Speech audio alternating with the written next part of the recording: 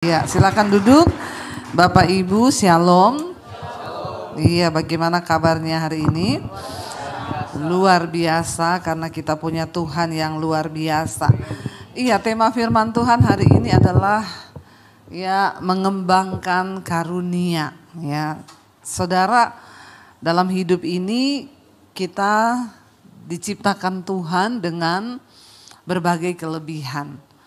Ya, siapa yang sudah tahu karunianya apa? Ya, banyak loh orang Kristen itu enggak tahu. Dan ya kita ikut Tuhan bertahun-tahun tapi kita enggak tahu karunia kita itu apa. Padahal nanti satu saat ketika kita dipanggil Tuhan, nah kita ini harus mempertanggungjawabkan hidup kita. Selama kita di dunia, selama kita mengiring Tuhan, kita ngapain aja? Jangan sampai nanti kita menghadap Tuhan ditanya, kamu selama di dunia ngapain? Nganggur Tuhan. Aku tiap minggu datang, duduk, diam di gereja, pulang. Terus kamu gak ngapa-ngapain? Enggak. Maka Tuhan bilang, enyahlah engkau hamba yang jahat. Ya, karunia tentang perumpamaan talenta, ada yang diberikan 10, ada yang diberi 5, ada yang diberi 1. Ya, ada orang yang dikasih 1, dia tanam. Dia bilang karunia saya cuma 1. Jadi mending saya tanam daripada hilang. Dia nggak pakai. Ketika tuannya datang, yang 5 udah jadi 10, ya, yang 10 udah jadi 20, yang 1 ditanam. Ditanya mana karuniamu? Ya kan cuma 1, jadi saya tanam, saya takut nanti hilang. Tuhan bilang, hai hamba yang jahat, bahkan semua yang ada padamu akan diambil daripadamu. Tapi kepada orang yang mengembangkan 2 talenta menjadi 4, 5 menjadi 10 dikatakan oleh Tuhannya, ya engkau adalah hamba yang dapat dipercaya. Karena engkau mengembangkan 2 talenta menjadi 4, 5 menjadi 10. Bapak Ibu ini penting ya karena Alkitab pun menulis tentang itu. Coba kita baca bersama-sama. Kita buka dulu 1 Petrus pasal 4 ayat yang ke-10 sampai dengan ayat yang ke-11. 1 Petrus 4 ayat 10 ya dan ayat yang keempat di sana dikatakan, kita baca bersama 1, 2, 3.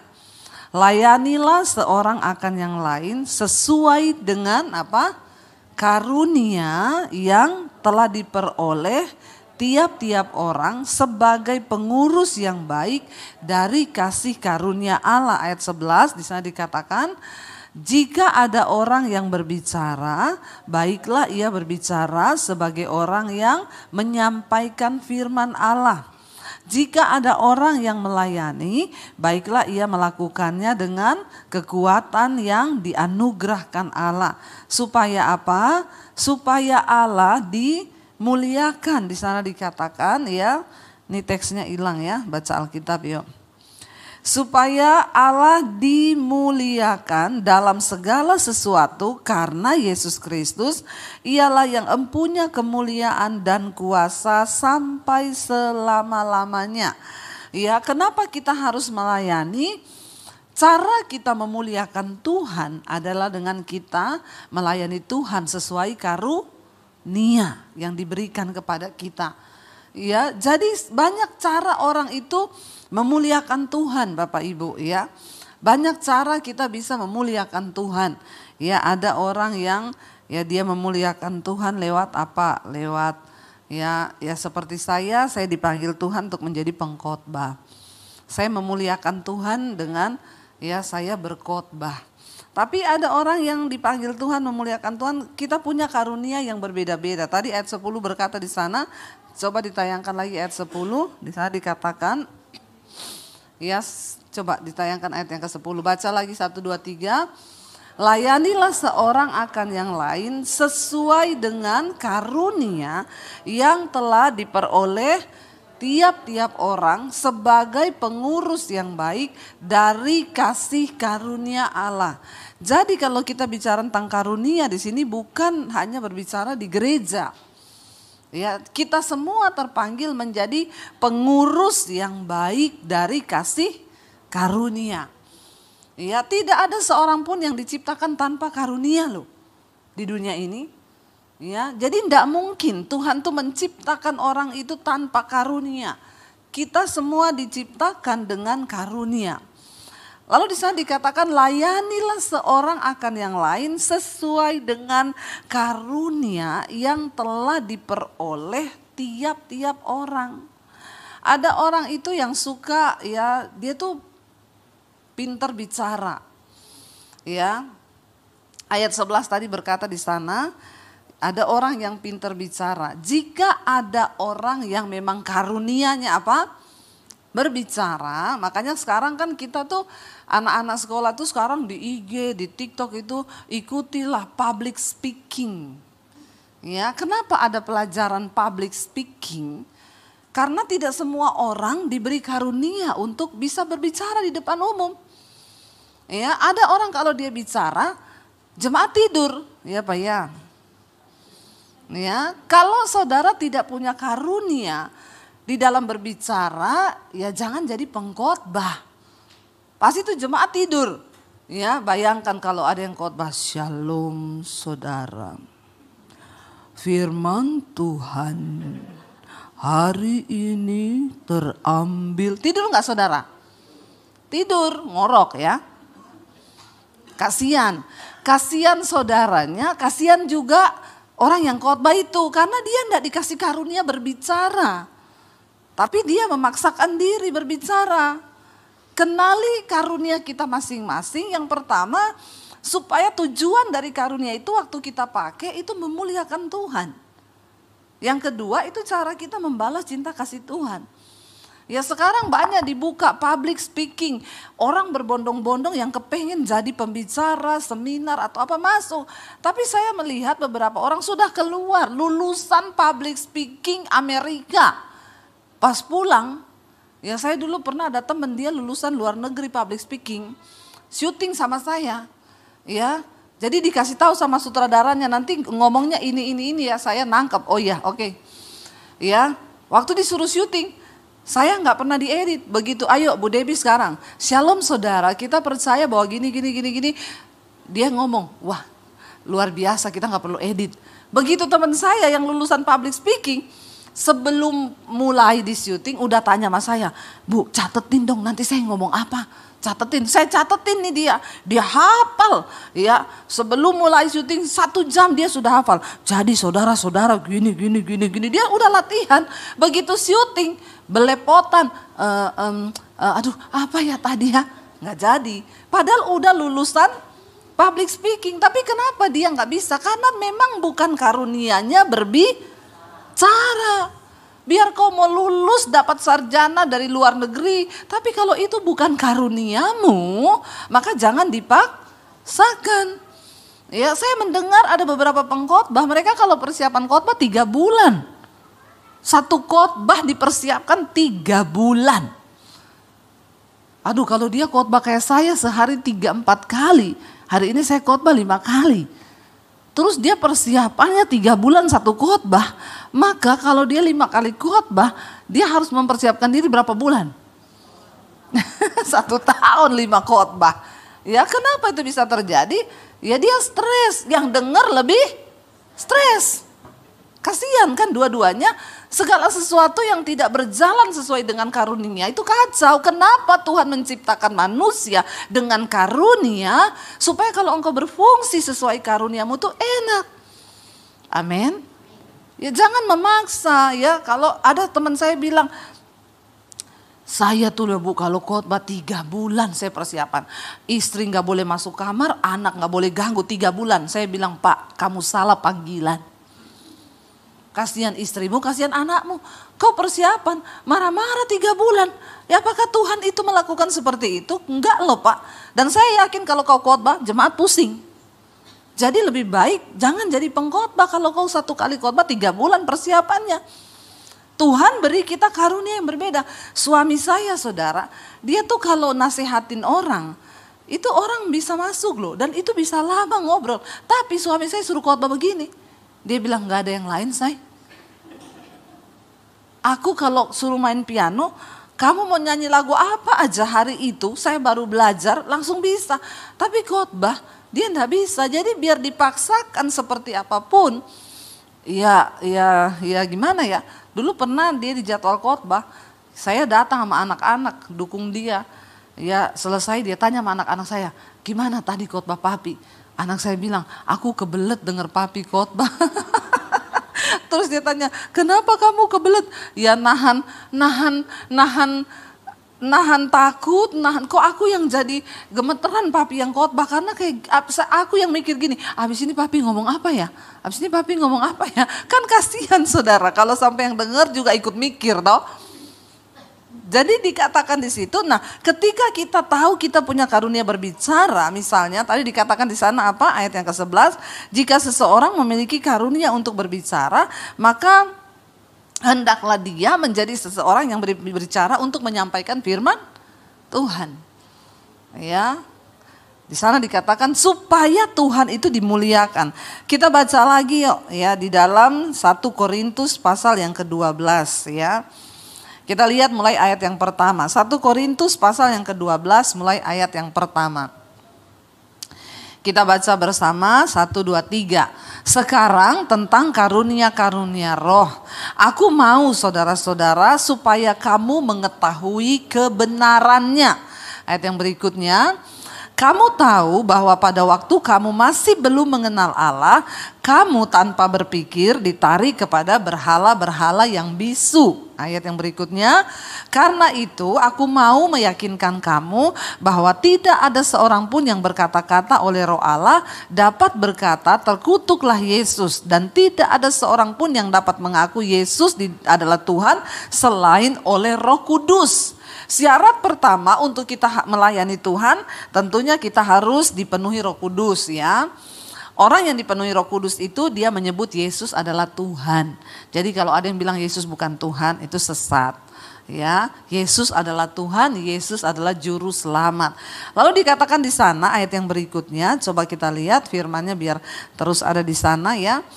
Ayat yang berikutnya, baca di sana 1, 2, 3. Ada rupa-rupa karunia tetapi satu roh. Ayat 5. Dan ada rupa-rupa pelayanan tetapi satu Tuhan. Ingat, kita semua punya banyak karunia, kita semua punya banyak pelayanan, tapi Tuhannya satu. Dari roh yang sama, yaitu Roh Kudus. Ayat yang berikutnya dikatakan, dan ada berbagai-bagai perbuatan ajaib, tetapi Allah adalah satu yang mengerjakan semuanya dalam semua orang. Tadi ketika Rasul Paulus memulai ayat itu, dia bilang, aku ingin ya meyakinkan kamu tentang karunia roh. Dan dia berkata, dulu ketika engkau belum mengenal kebenaran, engkau ditarik kepada berhala-berhala. Saudara, waktu orang itu belum mengenal kebenaran, dia buta. Saya dulu ketika belum mengenal Yesus, saya itu tidak tahu kalau ternyata saya itu diciptakan Tuhan dengan banyak karunia di dalam diri saya. Tapi karena saya belum mengenal kebenaran, ya saya pakai karunia saya itu untuk sesuatu yang tidak memuliakan Tuhan. Ya, saya dulu ya punya suara yang nggak fals lah ya, bisa nyanyi. Ya saya nyanyi di kafe, saya nyanyi di tempat-tempat dia dugem. Dulu saya nggak tahu kalau karunia itu ya saya harus pakai untuk memuliakan Tuhan, karena saya masih dalam kegelapan. Tetapi Rasul Paulus bilang, sekarang ketika kamu mengerti kebenaran, aku mau supaya kamu tahu tentang karunia roh itu. Ya, lalu dikatakan di sana, kita lanjut ayat yang berikutnya, dikatakan tadi, ya ayat yang berikutnya, kita baca saudara ayat yang ke-7 sekarang ya. Ayat yang ke-7, tetapi kepada tiap-tiap orang dikaruniakan apa? Pernyataan roh untuk kepentingan bersama. Ya, lalu yang berikutnya di sana dikatakan firman Tuhan, sebab kepada yang seorang roh memberikan karunia untuk berkata-kata dengan hikmat, dan kepada yang lain roh yang sama memberikan karunia berkata-kata dengan pengetahuan. Ayat yang berikutnya, kepada yang seorang roh yang sama memberikan iman, dan kepada yang lain ia memberikan karunia untuk menyembuhkan. Ya, yang berikutnya di sana dikatakan kepada yang ya kita lihat dia ini ayatnya terpotong ya. Kepada yang seorang ayat yang ke-10, kepada yang Ayat yang ke-10 ya. Kepada yang seorang Roh memberikan kuasa untuk mengadakan mujizat, dan kepada yang lain Ia memberikan karunia untuk bernubuat, dan kepada yang lain lagi Ia memberikan karunia untuk membedakan bermacam-macam roh. Kepada yang seorang Ia memberikan karunia untuk berkata-kata dalam bahasa roh, dan kepada yang lain Ia memberikan karunia untuk menafsirkan bahasa roh itu. Tetapi ayat 11, semuanya ini dikerjakan oleh apa? Roh yang satu dan yang sama, yang memberikan karunia kepada tiap-tiap orang secara kursus seperti yang dikehendakinya, dikehendaki oleh Tuhan. Kita ini punya banyak karunia yang berbeda-beda, tapi ingat tujuannya karunia itu untuk memuliakan Tuhan. Banyak orang menggunakan karunia itu salah untuk memuliakan diri. Apalagi yang punya karunia bernubuat, membedakan macam-macam roh. Ya, saya diceritain sama teman saya, Bu, saya kemarin ibadah di satu tempat, terus pendetanya itu manggilin satu-satu orang, langsung di depan orang, kamu, ya Tuhan ngomong tentang kamu, gini, kamu, semua dipanggil satu-satu. Ya, saya bilang yang begitu itu harus diuji. Ya, harus diuji, apalagi sudah dalam setiap ibadah, Tuhan ngomong. Jadi kadang orang itu kepengen dia kayak terlihat sakti begitu. Saya bilang, Ibu diuji loh. Ya, karena sekarang banyak penyesatan. Kemarin itu ya saya dengar teman saya tuh cerita, Bu, ada hamba Tuhan ya begitu, manggil orang katanya dapat suara Tuhan. Terakhir ternyata ya buntut-buntutnya berujung pada minta uang. Setelah itu dia kena kasus pelecehan. Ya, bayangkan buahnya itu apa? Jadi hati-hati Bapak Ibu ya. Saya suka dengar ada jemaat yang ngomong, ya Bu, saya tuh kemarin dinubuatin sama pendeta itu, katanya gini. Ya, ada juga pendeta ya, karena dia sering bawa orang ke Israel, tiap ketemu orang didoakan, Tuhan berkata, Ibu harus ikut saya ke Israel. Ini sih marketing ya, tapi bawa-bawa nama Tuhan. Ya, hati-hati ya. Setiap ketemu orang, ya Tuhan berkata, apalagi kalau dia lihat kalau orang kaya itu suka banget dinubuatin. Ya, dia tahu nih kalau wah ini orang kaya kayaknya ya, lihat tasnya apa, dipanggil dinubuatin. Tuhan bicara buat ibu. Ya, jadi hati-hati Bapak Ibu juga, janganlah terlalu mencari-cari yang begitu-begitu ya, yang kelihatannya waduh ya mistis-mistis. Di dalam dunia rohani sekarang banyak yang masuk dengan mistis-mistis, yang mau ya membawa-bawa nama Tuhan, ya buntut-buntutnya Tuhan bernubuat, Ibu harus kasih saya uang. Ada kemarin begitu, orang-orang kaya dikirimin ya nubuatan, katanya Tuhan ngomong ya, ini ada nubuatan, Ibu harus bantu pelayanan saya, Ibu harus kasih saya sekian ratus juta. Kalau ada yang ngomong gitu bilang aja pret. Ya, bawa-bawa nama Tuhan, ngomong-ngomong duit, itu namanya mata duitan. Tapi heran banyak orang Kristen yang terjebak. Kenapa? Pengennya dapat suara Tuhan lewat hamba Tuhan. Saya selalu berkata, jangan cari pendeta. Anda tersesat kalau kebanyakan cari-cari yang seperti itu, akhirnya minta nubuatannya aneh-aneh, cari Tuhan sendiri. Amin. Ya, enggak usah, nubuatan yang paling luar biasa itu firman Tuhan. Enggak usah cari-cari orang, akhirnya nih sudah banyak kasus hamba-hamba Tuhan yang seperti itu. Ya, menarik hal-hal yang mistis-mistis. Datang saudara ke doa malam kami, nanti saudara akan dapat souvenir profetik. Lewat souvenir itu saudara bisa mengetahui kehendak Tuhan. Ngapain saudara? Maaf ya, kalau saudara dikasih gantungan salib, terus saudara pegang itu, diomongin ini souvenir profetik dari Israel. Ya gampang banget ya jualan sekarang ini ya. Ntar saya ke Israel, saya bawa aja salib-salib dari Israel. Ya saya bawa minyak-minyak, saya bilang ini asli ya dari Israel. Kalau kau beli ini, kau pasti diberkati Tuhan. Pret. Hati-hati Bapak Ibu, tidak ada yang bisa menukar kebenaran yang hakiki dengan hal-hal yang seperti itu. Ya, saya pergi ke Israel, dibawa ke toko perhiasan. Bu, saya ajak ibu ke toko perhiasan, lain dari yang lain, bukan yang seperti biasa. Yang biasa kita sudah pergi datang, ini ada Bu. Saya dibawa masuk gang, datang ke sebuah toko. Ini Bu, toko perhiasannya. Jadi batu saudara, batu-batu biasa itu yang bulat-bulat. Dikasih satu berlian.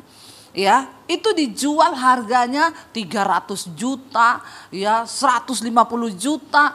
Terus saya bilang, kenapa mahal sekali ya? Cuma batu begini dikasih berlian kecil. Iya, Ibu tahu batu ini diambil dari bait suci. Waktu bait suci diruntuhkan Bu, batu-batu ini kami pungut. Kalau Ibu beli ini, siapa tahu ini dari ruang maha kudusnya. Saya bilang, Pret, ya kau ini jangan kebanyakan menipu. Jadi hati-hati, biar di Israel juga banyak menipu-tipu. Orang Kristen yang tidak mengerti kebenaran banyak tertipu. Ya, ini batu dari ruang maha kudus, siapa tahu bukan waktu diruntuhkan tuh kami ambil. Saya bilang terus, hello, kalau misalnya iya saya beli ini batu dari ruang maha kudus, terus saya jadi sakti gitu. Terus urapan Tuhan ada atas saya. Hello Bapak Ibu. Yesus sendiri berkata kepada seorang perempuan Samaria, dulu nenek moyang kami menyembah dan mencari Tuhan di gunung-gunung. Sekarang kami menyembah di Yerusalem. Tapi ada saatnya nanti kamu akan mencari Allah bukan lagi di gunung, bukan lagi di Yerusalem. Tetapi kamu akan mencari Tuhan di dalam roh dan kebenaran. Katakan, amin. Enggak usah dijadikan hal-hal yang mistis. Karunia itu sangat bahaya kalau tidak dilandasi dengan firman yang benar. Ngeri Bapak Ibu, ngeri. Ya, makanya saya bilang, saya ke Israel. Ada jemaat yang tanya, Bu, Ibu kalau selama ke Israel berkali-kali ini, Ibu doa di mana yang paling terasa hadirat Tuhannya? Yang paling merinding Bu. Saya bilang, di dalam kamar. Oh, bukan di tembok ratapan, bukan di bait suci, bukan di tempat Yesus dibunuh, bukan di tempat Yesus dibaptis. No, di dalam kamar. Biar di Indonesia juga, bukan hanya di sini. Jadi Bapak Ibu mengertilah. Ya, jangan mau saudara sekarang dibodoh-bodohi. Ya, dengan karunia-karunia rohani yang kelihatannya bisa membawa saudara kepada hal-hal. No saudara. Baca firman, mengerti firman. Rasul Paulus bilang, dulu sebelum engkau mengenal kebenaran, engkau ditarik kepada roh-roh dunia yang miskin, tetapi berbau mistis. Tetapi sekarang aku mau kamu mengenal kebenaran, bahwa itu semua karunia yang mengerjakan Roh Kudus. Tujuannya untuk kemuliaan Tuhan, bukan untuk kepentingan diri, apalagi kepentingan si pendeta. Bernubuat-nubuat, buntut-buntutnya uang. Ada lagi buntut-buntutnya bersinah. Ya, jangan Bapak Ibu, hati-hati sekarang ini banyak sekali ajaran-ajaran yang menyesatkan. Ada beberapa juga saya lihat di TV, di TikTok, di IG, orang-orang yang berkata begini. Dia syuting, lalu dia bilang, Bapak Ibu, saya melihat Anda sekarang lagi galau. Ya, kalau Anda ingin merasakan energi positif supaya Anda tidak galau, ya tetap lihat video saya ini. Pejamkan matamu. Saya komen, gimana lihat pejamkan mata ya? Maka dalam waktu 5 menit ketika Anda terus menonton video saya, Anda tarik napas dalam-dalam, ya buang ya dalam-dalam. Maka saya jamin dalam waktu 5 menit Anda akan merasakan ketenangan. Saya bilang, Pret, orang-orang ini saudara hati-hati loh. Ya banyak orang-orang tersesat. Hanya karena orang menawarkan karunia-karunia yang kelihatannya seperti itu. Jadi Bapak Ibu dikatakan ada orang yang bernubuat karunianya. Pakailah itu untuk memuliakan nama Tuhan. Kalau ada orang yang menyampaikan firman Tuhan, menasehati, lakukanlah itu. Ya sesuai dengan karunia yang diberikan. Kita lihat Roma pasal 12. Kita buka bersama Roma pasal 12 ya. Mulai ayat yang pertama. Ya ini Rasul Paulus juga sedang berbicara tentang karunia saudara. Ya makanya ini diingatkan ayat 1 ini berkata begini. Karena itu saudara-saudara demi kemurahan Allah aku menasehatkan kamu supaya kamu pertama mempersembahkan tubuhmu sebagai persembahan yang hidup, yang kudus dan yang berkenan kepada Allah, itu ibadahmu yang sejati. Ini ibadah yang sejati. Ya, ibadah yang sejati bukan hanya saudara datang duduk-duduk di sini pulang hidupmu nggak berubah. Ibadah yang sejati mempersembahkan hidup tubuh yang kudus. Lalu ayat yang kedua berkata di sana, kita baca, janganlah kamu menjadi serupa dengan dunia ini, tetapi berubahlah oleh pembaharuan budimu sehingga kamu dapat membedakan manakah kehendak Allah, apa yang baik, yang berkenan kepada Allah dan yang sempurna. Kenapa kita harus mempersembahkan hidup kepada Tuhan? Supaya kita ini tidak menjadi serupa dengan dunia. Dan akibatnya kita ini bisa membedakan kehendak Tuhan sama yang bukan. Ayat 3 berkata, kita baca bersama ayat 3.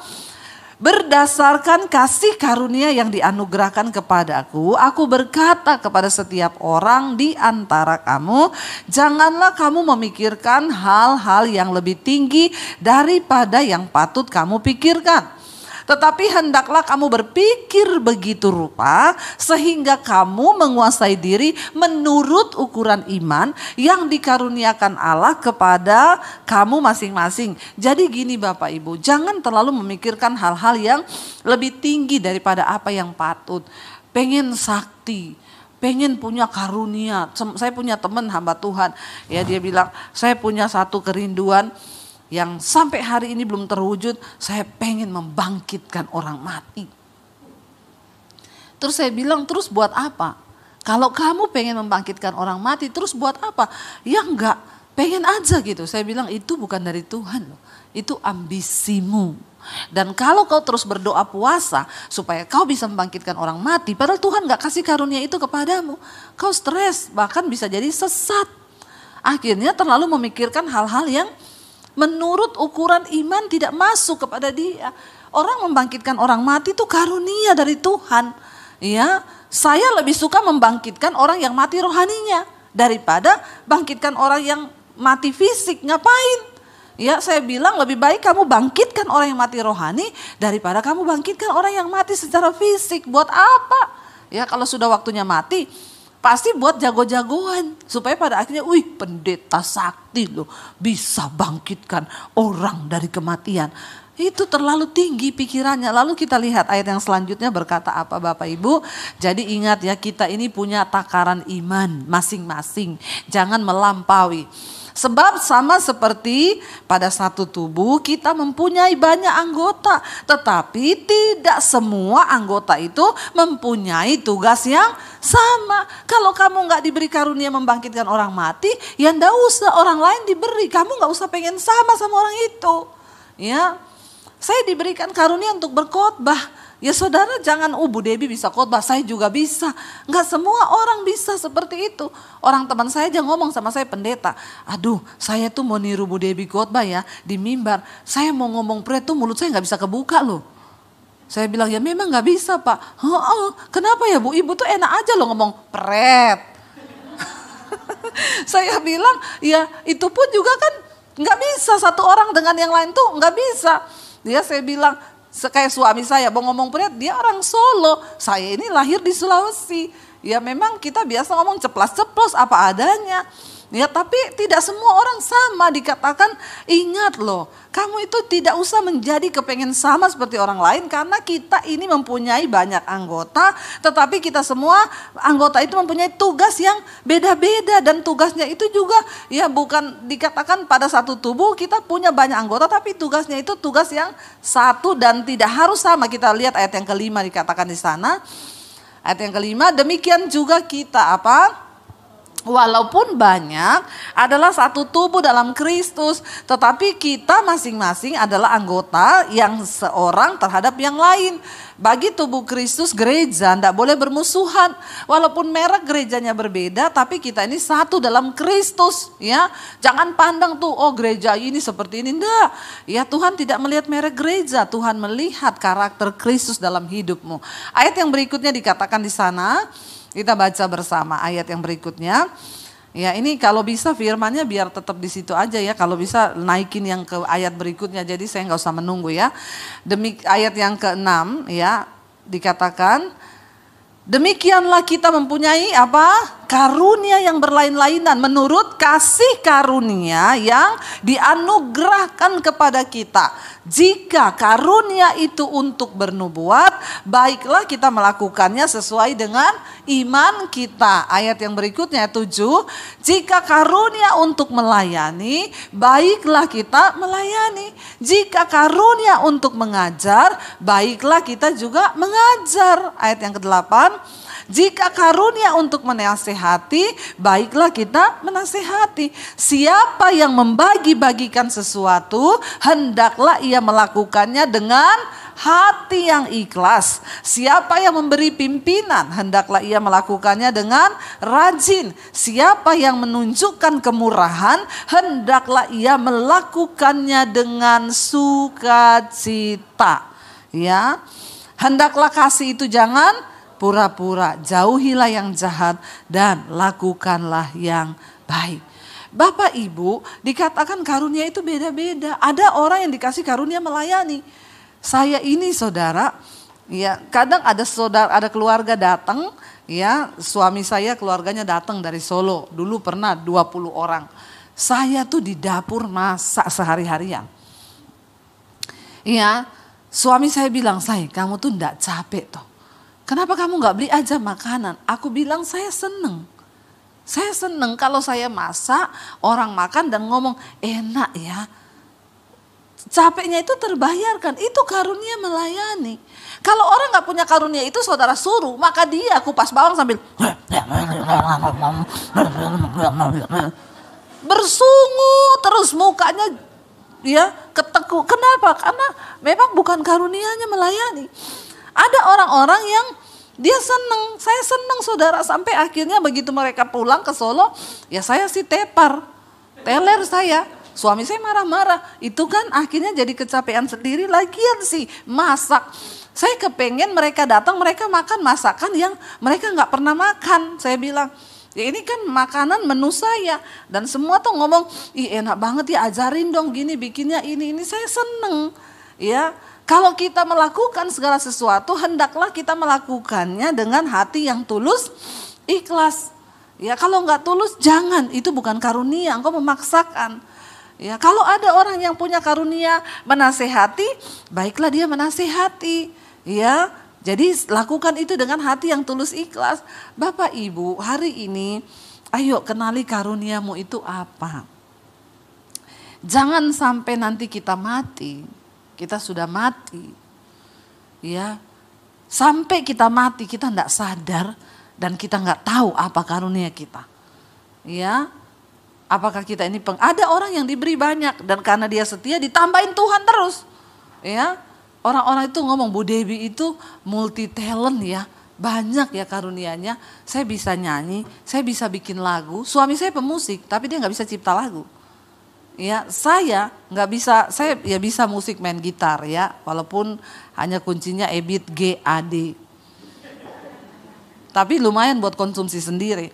Dan saya kalau bikin lagu nggak pakai ore-orean, nyanyi nadanya ini apa, saya langsung nyanyi. Ya, saya bikin lagu, mujizatmu masih terjadi tiap hari, selalu terjadi. Mujizatmu masih terjadi setiap hari, selalu terjadi. Itu saya cuma nyanyikan aja langsung jadi. Ya suami saya yang denger, kok bisa sih ya aku loh, pemain musik loh. Dia sudah ngincring-ngincring nada, ding dang dang dang dang, enggak jadi lagu. Itu karunia Bapak Ibu, ya. Lalu saya dikasih karunia Tuhan penulis, saya pernah jadi pemimpin redaksi. Ya ketika pandemi saya dapat karunia melukis. Tuhan pelihara kami lewat lukisan. Laku 25 juta, 35 juta, 40 juta, 75 juta. Di masa pandemi saya melukis hampir 50 lukisan. Dan Tuhan pelihara kami lewat itu. Loh, apakah saya jago lukis? Apakah saya pernah kursus? Saya pernah belajar? Enggak. Tiba-tiba datang ketika pandemi. Dan saya percaya itu diberi Tuhan karena kita nih setia. Kalau orang setia ditambah terus karunianya. Tapi kalau orang malas, Alkitab bilang apapun yang ada padanya itu diambil, malah gak bisa apa-apa. Makanya Bapak Ibu kenali karuniamu sekarang. Kalau karuniamu berbicara, jangan kau cerewet tanpa arah tujuan. Di rumah cerewet aja, cerewetnya itu bersungut. Tuhan bilang kalau kau dikasih karunia berbicara, haruslah engkau berbicara sebagai orang yang menyampaikan firman Tuhan, bukan harus di khotbah, di rumah kepada anak-anakmu. Anak-anak, ya kita ini nggak pernah tahu ke depan itu, masa depan itu seperti apa. Tapi Alkitab bilang kalau engkau hidup mengandalkan Tuhan, engkau pasti disertai Tuhan. Ini kan nasihat. Tapi memang makanya Rasul Paulus bilang orang baru bisa mengembangkan karunia kalau yang di ayat 1 tadi itu terjadi. Persembahkanlah tubuhmu sebagai persembahan yang hidup, yang berkenan kepada Allah. Itu adalah ibadahmu yang sejati. Sehebat apapun karunia yang ada pada dirimu, kalau engkau tidak bertobat, kalau engkau tidak menyerahkan hidupmu pada Tuhan, maka karunia itu menjadi sia-sia. Kita lihat banyak orang punya karunia, tapi disalahgunakan, dipakai untuk hal-hal yang tidak benar. Makanya kuncinya kita bisa mengembangkan karunia, yang pertama bertobat. Waktu kita bertobat, menyerahkan hidup kepada Tuhan, barulah karunia itu bisa menjadi buah-buah yang memuliakan nama Tuhan. Dan hidup kita menjadi berguna.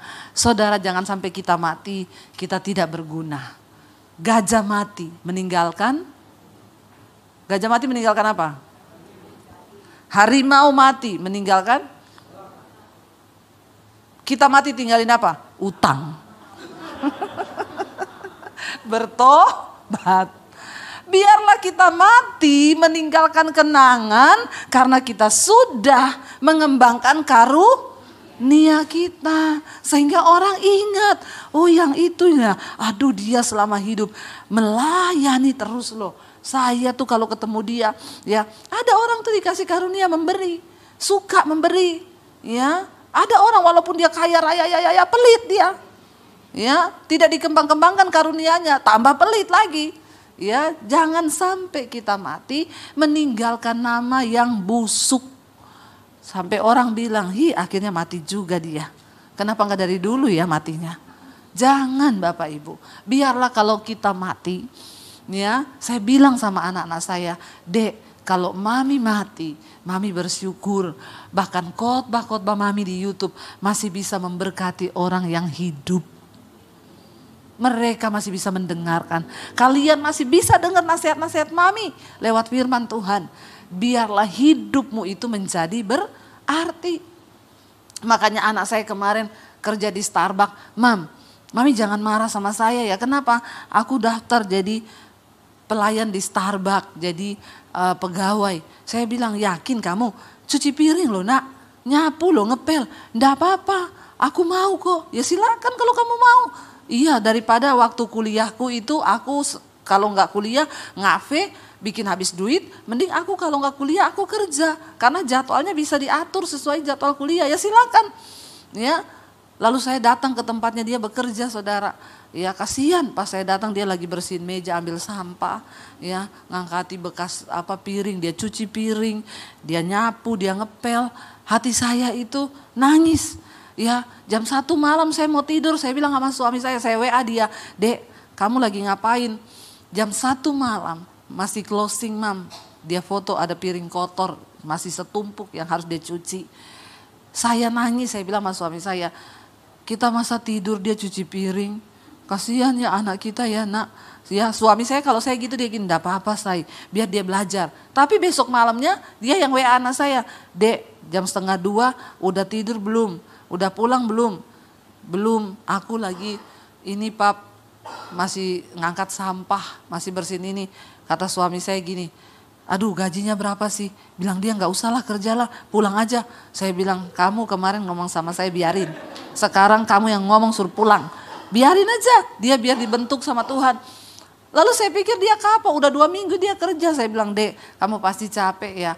kamu pulang aja deh gimana. Enggak, aku seneng kok, aku menikmati kok, enggak apa-apa Mam.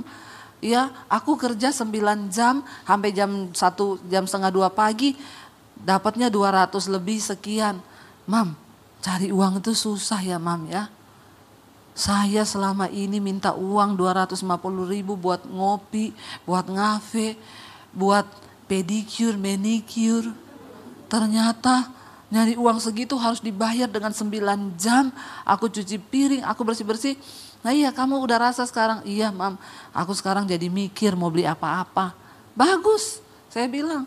Ya, kita pergi ke sana. Anak saya yang gede sama yang kecil, lihat kakak, lihat yang tengah nih, anak yang tengah lagi beresin piring kotor sambil ketawa-ketawa liatin aku. Terus saya bilang sama dua anak saya, kalian bisa nggak kayak begitu di depan orang ngambil piring kotor? Anak saya yang gede ngomong, aduh gua sih kagak Mam, nggak bisa, mentalku nggak bisa kayak begitu. Bukan karunia. Dia bilang, kalau aku lebih suka tulis-tulis angka-angka deh, belajar di belakang laptop aja, jangan disuruh kayak gitu. Bahkan mental aja dia nggak berani. Tidak semua loh saudara, orang bisa nyapu di depan orang, ngambil sampah dimarah-marahin. Ya, saya dari situ sekarang. Ya memang dari dulu saya menghargai petugas tukang cuci WC di mall, yang lap-lap meja. Apalagi setelah anak saya sekarang bekerja, saya bilang suami saya, bayangkan itu anak kita loh. Ya, jadi banyak nilai, nggak apa-apa saya biarin aja dia. Ya, tapi itu karunia. Kalau bukan karunia, nggak bisa. Ya, karena itu Bapak Ibu temukan karuniamu itu sekarang. Walaupun di rumah engkau melayani, nggak apa-apa tuh bapak-bapak lap meja, bantu-bantu istri kan. Ya, beresin tempat tidur, itu bukan bencong, bukan. Itu karuniamu, nggak apa-apa, pakai itu, yang penting hidupmu memuliakan nama Tuhan. Mari kita bangkit berdiri, kita berdoa. Bapa, bawa kami untuk menemukan Tuhan, apa arti hidup kami, menemukan karunia kami, menemukan panggilan kami di dalam Tuhan. Supaya kami boleh mempergunakan masa-masa hidup kami ini untuk memuliakan nama Tuhan. Bapa, berikan kami kepekaan untuk menemukan. Bilang hari ini saudara di dalam hatimu, Tuhan, aku mau mengembangkan karunia dalam hidupku. Kasih aku kepekaan untuk tahu apa karuniaku. Supaya ketika aku mati nanti, aku meninggalkan kesan, aku meninggalkan buah-buah pelayanan dari karunia itu sendiri. Berkati setiap anak-anak-Mu Bapa, agar mereka semakin hari semakin peka di dalam Tuhan, dan mereka hidup berbuah, mengembangkan karunia yang ada pada diri kami semua, dan nama Tuhan dipermuliakan. Bahkan kami berdoa buat kota kami Jakarta, Tuhan Engkau mengasihi kota ini, biarlah rahmat, anugerah, hujan pertobatan tercurah bagi kota kami, damai sejahtera Kristus bagi Indonesia. Menjelang pilpres pilkada kami berdoa, kami tolak setiap kerusuhan, kekerasan, pemberontakan di dalam nama Yesus. Engkau yang pimpin bangsa kami dengan seorang pemimpin yang sudah Tuhan persiapkan yang terbaik bagi bangsa ini. Terima kasih Bapa, demikian juga hidup kami.